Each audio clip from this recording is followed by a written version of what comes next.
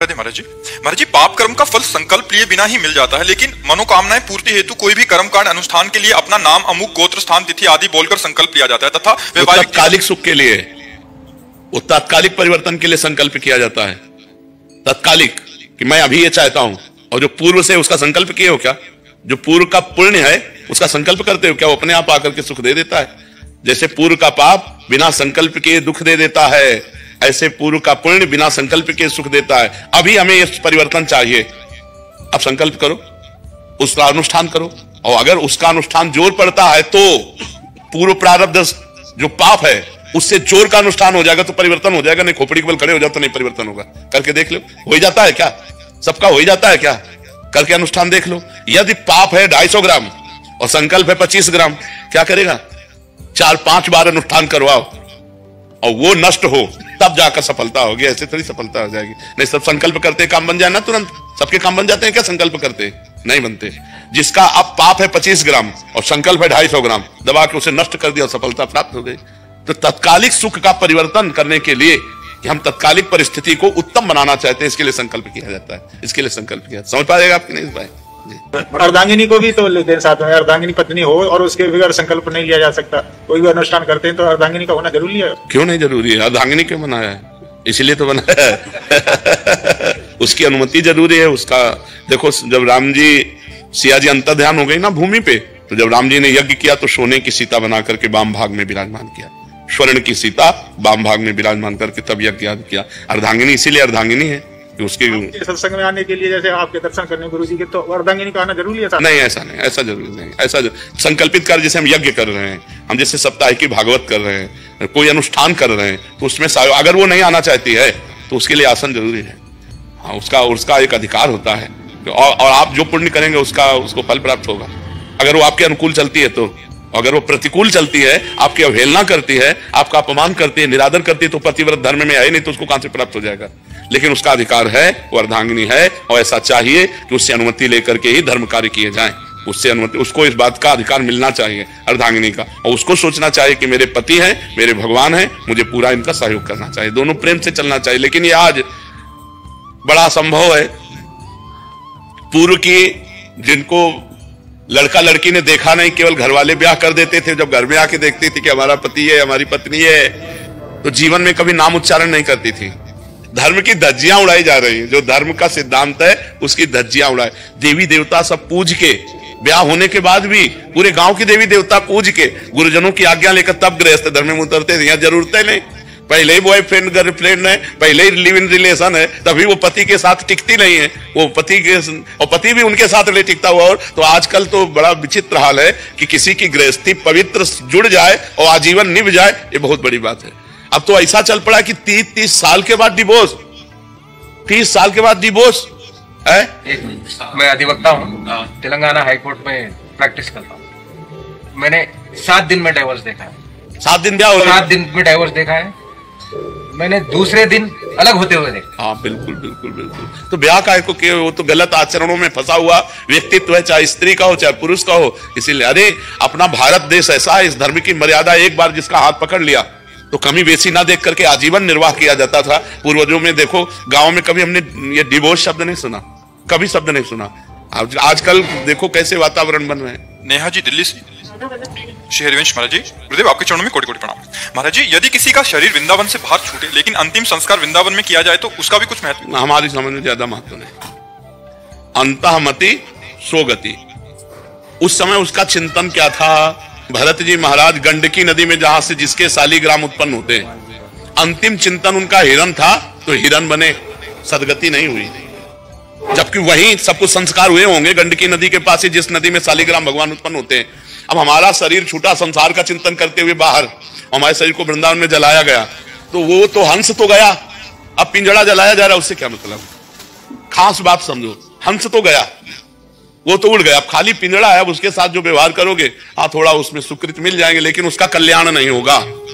कल्याण होगा जब जीते जी वो वृंदावन का चिंतन करते हुए शरीर छोड़े, श्यामा श्याम का चिंतन करते हुए शरीर छोड़े, रामकृष्ण बोलते हुए शरीर छोड़े, तब बात बनेगी। या वृंदावन में शरीर छूटे तो कल्याण हो जाएगा, काशी में शरीर छूटे तो कल्याण हो जाएगा। ये रेणु पर मरिबो मंगल आए, बाहर अगर मर रहा है तो उसका चिंतन कहाँ है, या अंतिम समय जब शरीर जीव छोड़ता है तो सखियां आके कान में राधा नाम सुनाती है। ये वृंदा सखी का क्षेत्र, वृंदावन धाम। जैसे काशी में कोई मरे तो भगवान शिव राम नाम सुनाते हैं, तारक मंत्र सुनाते हैं। तो ये धाम की महिमा है, काशी की महिमा है। अगर बाहर शरीर छोड़ते हो तो आपका चिंतन क्या है, उसी के अनुसार आपकी गति होगी। अगर आप चिंतन सांसारिक करते हैं तो आपकी गति सांसारिक होगी। आपका शरीर चाहे काशी में जलाया जाए, चाहे वृंदावन में जलाया जाए, हंस तो उड़ गया, पिंजरा को लिए कहीं भी घूमो। महाराज जी आपका भी सिमिलर प्रश्न है। ये कह रहे हैं कि आप 10 सालों से अभिनय की जगत में हैं। ये कह रहे हैं मन अशांत रहता है महाराज जी। कोई कहता है कि किसी ने जादू कर दिया है, कोई कहता है कि ओवर थिंकिंग चल रही है इसलिए। हाँ, जादू तो नहीं किया, जादू तो नहीं। जादू होता तो तुम हमारे पास यहाँ बैठ नहीं सकते थे। ओवर थिंकिंग एक जो अपने चित्त में सबसे बड़ा बनने की, महान बनने की एक आकांक्षा होती। हम चाहे जिस मार्ग में हो, हमारा चूंकि महान परमात्मा के हम अंश हैं तो हमारे अंदर महान बनने की इच्छा होती है। सबके अंदर, चाहे जिस डिपार्टमेंट में हो, सबसे बड़ा बनने की इच्छा होती है। क्योंकि सबसे बड़े भगवान के हम बच्चे हैं ना, तो हमें लगता है कि हम सबसे बड़े बने। अब सबसे बड़े बनने में हमारे सामने बड़े अभिनय करने वाले दिखाई दे रहे हैं जो सफलता प्राप्त करते चले जा रहे हैं। अब हमारा चित्त उससे विक्षिप्त होता चला जाता है, परेशानी आ जाती है। तो हमें लगता है कि भगवान का नाम जप करो, पवित्र भोजन करो और भगवान जैसे रखें उसमें राजी रहना सीखो तो आनंदित हो जाओगे। नाम जप करो और जैसी परिस्थिति में हो उसमें राजी रहना सीखो। यार आगे की भावना तो करो, लेकिन आगे ना पहुंच पाओ तो उसमें असंतुष्ट मत हो। तुम्हारे अगर असंतुष्ट रहने का स्वभाव बन जाएगा तो डिप्रेशन में चले जाओगे। ऑलरेडी है नहीं यार, ऐसा ठीक नहीं। डिप्रेशन में क्यों जाओ, क्यों परेशान हो? चलो कैसे इतनी सारी सिचुएशन। ऐसा करो, राधा राधा लिखना शुरू करो दिमाग में। खाली समय जो है ना शैतान का मन होता है। अगर खाली छोड़ दो ना तो मन शैतानी करने लगता है, बदमाशी करने लगता है, ओवर थिंकिंग में फंसा देता है। कि आप जपो, थोड़ा मन पवित्र होगा तो आपको आनंद मिलेगा। राधा देखो, आंखों के सामने लिखो राधा, आंखों से ही लिखो। राधा लिखा, आप बार बार राधा राधा राधा राधा। ये ऐसी दवा है कि लोग परलोक सब मिल जाएगी। हाँ, राधा राधा राधा राधा। अब आके वृंदावन में आए हो तो मंगल तो होगा ही। भगवान और संत दरबार में आने से मंगल तो होता ही है। मंगल ना होता तो आप क्यों आते? डॉक्टर के पास जाते जादू टोना, और जादू टोना नहीं। क्योंकि मैंने काफी सारे लोगों को दिखाया था, एस्ट्रोलॉजर को दिखाया था, पंडित को दिखाया था, तो सबने ये कहा कि कोई काला जादू है जिसकी वजह से आपके परिवार। कुछ नहीं, रुपया खसीटने के लिए सब काला जादू है। कोई काला जादू नहीं, कोई तमाशा नहीं, कोई भूत प्रेत नहीं, कोई तुम्हारे ऊपर कुछ नहीं किए। हम तुमसे कह रहे, पक्की बात समझ लो। जो भी काम करता हूँ मुझे काम मिलता है, पर वो काम जल्दी बंद हो जाए। हाँ ठीक है, तुम राधा नाम जप करो। बस सुबह उठ करके 5 भक्तों के नाम ले लिया करो, जो भगत तुम्हें याद आवे। कुछ भगत याद है? एक को भगत याद नहीं। देखो हम तुम्हें नाम बताए, स्वामी हरिदास जी, चैतन्य महाप्रभु जी, नित्यानंद महाप्रभु जी, नागरी दास जी, हरिवंश महाप्रभु। 5 नाम कोई, जैसे तो यही याद कर लेना। 5 भक्तों का सुमिरन रोज करो और राधा नाम का सुमिरन करो और 10, 15, 20 मिनट व्यायाम करो। व्यायाम करते हो? अब यार नहीं, 10, 15, 20 मिनट व्यायाम करो। शरीर को थोड़ा अब ऐसे बुझे से यार, बुझे से जीवन बुझाने के लिए। और व्यायाम करके नाम जप करते हुए कोई ना कोई दिनचर्या में लगे रहो। फालतू मत बैठो, खाली मत बैठो। खाली हो तो शास्त्र स्वाध्याय करने लगो, ठीक है ना? और प्रसन्न मन से रहो। और आज हम तुम्हें कह रहे हैं ना, कोई जादू तुम्हारे ऊपर है, ना कोई काला जादू है ना पीला जादू है। नहीं, कोई जादू नहीं। हम तुम्हें जो बता रहे हो मान लो, कोई जादू नहीं। किसी की बात मत मानना। जो झाड़ फूक करवाए कोई फर्क पड़ा? जवाई ले तो फर्क क्या पड़ेगा? फिर करवाया। अरे यार, अगर तुम ऐसी जगह फंस जाओगे तो नींबू की तरह निचोड़ लेंगे, होगा कुछ नहीं। केवल रुपया लेने के लिए सब होता है। कोई काला पीला जादू नहीं होता। नाम जप करो, काला पीला जादू कुछ नहीं कर सकता। ऐसे देखो, हम तुम्हें बताएं, जैसे हम तुम्हारा बुरा चाहें और तुम नाम जप करो, तुम्हारा बुरा होना नहीं है, तो हम लाख चाहे नहीं हो सकता।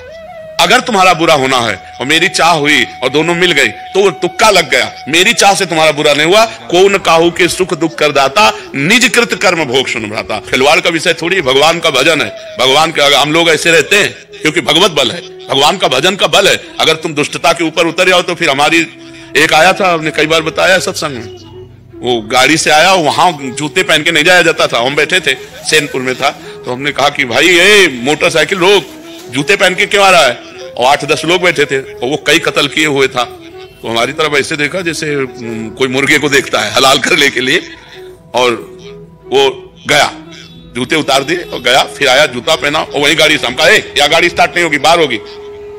गाड़ी स्टार्ट ही नहीं हुई, उसको घसीट के ले जाना पड़ा। भगवान वचन पूरा करते ना। अब जो गांव के लोग बैठे थे वो घबरा गए, उनका महाराज आपने बहुत गड़बड़ किया। आप यहाँ 2-4 संत रहते हो, ये कितने आदमियों को काट डाला है, इसका कोई बिगाड़ नहीं सकता। गंगा किनारे की बात थी, बोले यहाँ का बादशाह है और आपने बहुत गलत जगह। तो हम मन में तो सोचा कि गलत जगह इसने पंगा ले लिया है। सुबह हम गंगा स्नान करके अशोक वृक्ष के नीचे, उस समय भी जटाएं थी, और शांत पद्मासन में बैठे थे कि खुर खुर पत्तों में जूते की आवाज आती है ना, मुझे लगा कोई आ रहा है, तो तुरंत कनेक्शन लगा हमका, कल वाला वो पुरुष तो नहीं है। तो ऐसे देखा तो वही था। एक बार मन में, मनुष्य होने के कारण एक बार मन में ऐसा लगा कि यार अच्छा विघ्न उपस्थित हुआ। वो नजदीक आया, बोले बाबा जी। हाँ भाई। उसने चाकू निकाली, इतनी बड़ी चमचमाती सामने रखी, बोले इसको जानते हो? हाँ चाकू कहते हैं। पिस्तौल निकाली ऐसे, उसमें इसको जानते हो? सामने रखे, बैठ गया, क्योंकि वो निर्दयी आदमी। अच्छा हम अकेले हो, ना डंडा ना कुछ, हमारे पास तो डंडा भी नहीं, कमंडल रखा था गंगा जल का, हमका दिखा चुके, हमका कमंडल का ढक्कन खोला, हमका इसको जानते हो? हमका गंगा जल है, तुम ऐसे बाबा जी ना समझ लेना, तू है और मैं हूं, चल पिस्तौल उठा और चाकू उठा, और मैं 5 बूंद गंगा जल केवल लेता हूं। ये खिलवाड़ से सब संत बात बदल का खिलवाड़ ले, तो ऐसा लेके कोई जादू टोना काल ऐसा हो ना, तो भगवान के भक्तों को, संतों की महिमा सब ऐसे नहीं, खिलवाड़ नहीं, हम लोग ऐसे रहते हैं। लेकिन अगर अपने पे आ जाए तो सामने वाला टिक नहीं सकता। ऋषियों ने जो साप दिया है वो व्यर्थ क्यों नहीं गया? क्योंकि उनके पास तप है, उनके पास भजन, उनके पास साधना है। तो ये बात तो तुम भूल जाओ कि तुम्हें किसी ने कोई जादू टोना किया, आज से बिल्कुल निर्विघ्न। हाँ, तुम्हारा जो चिंतन है उसको तुम संभालो, राधा राधा राधा राधा उसमें, और खान पान ठीक। और मांस खाते हो? मैं खाता था, अब छोड़ दिया। आज से छोड़ रहे हो या पहले? आज से नहीं, मैं हो गया। और शराब? अब शराब मांस मत खाना, और राधा राधा नाम जप करना, और कुछ दिन में सब सही होने लगेगा। धीरे धीरे नाम जप करते रहो, प्रसन्न रहो, आप चिंता न करो। महाराज जी, मैं एक विद्यार्थी हूँ। महाराज जी, मेरा प्रश्न है कि विद्यार्थी की असली परिभाषा क्या है? परीक्षा में अच्छे अंक प्राप्त करना या फिर समाज में एक अच्छा व्यक्ति बनना? दोनों बातें। समाज विद्या विनय संपन्नम, विनयी बनाती है विद्या, विद्या विनयम ददाती। अगर विद्या विनय संपन्न ना करे तो विद्या क्या है? तो समाज में हमारा व्यवहार विनय पूर्वक होना चाहिए, मर्यादा पूर्वक होना चाहिए, और पढ़ाई में अच्छे अंक लाना चाहिए। इसलिए हमको अध्यात्म से भी जुड़ना चाहिए, हमें सत्संग सुनना चाहिए, हमें गीता है, भागवत है, रामायण जी है, इनका थोड़ा थोड़ा अध्ययन करना चाहिए, और अपनी पढ़ाई में पूरा मनोयोग देना चाहिए, और अच्छे नंबर लाना चाहिए। पढ़ाई में अच्छे नंबर लाओ और समाज में अच्छा व्यवहार करो, तभी है। अब ये पढ़ लिख कर डिग्री प्राप्त किए, माता पिता को थप्पड़ मारते हैं, गालियां देते हैं, पढ़े हैं, ये उद्दंडता है। विद्या उद्दंडता सिखाती है कि विनय सिखाती है? विद्या विनयम ददाती। पढ़े लिखे में नम्रता होती है, सम्यता। तो आज कहां भी नम्रता है? पढ़े लिखे लोग अपने मम्मी पापा से ऐसा व्यवहार करते हैं जो होना ही नहीं चाहिए, बड़ा मृदु व्यवहार होना चाहिए। वयोवृद्ध मम्मी पापा, दादा दादी, इनसे व्यवहार विनम्र होना चाहिए। तो हमें लगता है कि पढ़ाई में भी अच्छे नंबर लाओ और समाज में भी अच्छा व्यवहार आपका होना चाहिए, तभी आपकी पढ़ाई सफल है, तभी आपका जीवन सफल है। राधे राधे महाराज जी। महाराज जी, कठिन समय में राधा नाम से जो हिम्मत मिलती है वो अद्भुत है, परंतु महाराज जी कभी कभी जीवन की कुछ परिस्थितियां इतनी कठिन हो जाती हैं कि फिर विश्वास डगमगाने लगता है, फिर नाम जप में भी मन। उस समय प्रार्थना करनी चाहिए। जब ऐसी परिस्थिति आवे तो भगवान से प्रार्थना करनी चाहिए, श्री जी से प्रार्थना करनी चाहिए। प्रार्थना में बल होता है कि नाथ परीक्षा मत लो, मैं फेल ही हूं, मेरे में सामर्थ्य नहीं कि मैं पास हो जाऊं, प्रभु मुझे बल दो, जिससे या तो विपत्ति हटाओ या समस्या हटाओ, या मुझे बल दो कि मैं इस समस्या में आपका सुमिरन करते हुए निकल जाऊं। नाथ, अगर आप मुझे छोड़ दोगे तो मैं गिरी जाऊंगी, मेरे में कोई सामर्थ्य नहीं। प्रभु, तो प्रभु से प्रार्थना करो, आप देखेंगे आपको तत्काल बल मिलेगा। प्रार्थना से तत्काल बल की प्राप्ति होती है, प्रार्थना से भगवान का अवतार हो जाता है। सब देवता ऋषि मुनि मिलकर जब भगवान की प्रार्थना करते हैं तो भगवान अवतरित होने के लिए विवश हो जाते हैं। यदि हम भावपूर्वक प्रार्थना करेंगे तो भगवान या तो परिस्थिति हटा देंगे या परिस्थिति सहने योग्य हमें बना देंगे। आप प्रार्थना कीजिए और नाम जप कीजिए। बाबा, हम ब्रजवासी हैं, हम गिरिराज जी की सेवा करेंगे। भाव जी हो मन में बार बार दी हुए कि वैसे ब्रज छोड़ियो को मन तो करे ना कहूँ, अगर ये शरीर छूटो तो दोबारा ब्रज में जन्म होगा कि कहूँ क्या हो पता। इस 84 कोष के अंदर शरीर छूटा तो यही जन्म होगा, अगर इसके बाहर छूटा तो हम नहीं बता सकते थे। अगर उस समय ठाकुर जी का चिंतन है तो फिर आ जाओगे, ठाकुर जी का चिंतन नहीं तो जो चिंतन होगा वही जन्म होगा। भगवान ऋषभ देव जी के पुत्र भरत जी भगवान के पुत्र हैं, और हिरण का चिंतन करते हुए शरीर छूटा तो हिरण बनना पड़ा। तो इसलिए ब्रज 84 कोष की सीमा के अंतर्गत यदि शरीर छूटता है तो गारंटी यही, चाहे कीड़े मकोड़ा बने लेकिन यही रज के बनेंगे। और अगर बाहर शरीर छूटा तो फिर भगवान जाने उस समय आपका चिंतन क्या होगा, ये ब्रज राज जाने, वही निर्णय कर सकते हैं। मतलब हर समय चिंतन गिरिराज जी का होना चाहिए कुल मिला के। कुल मिला के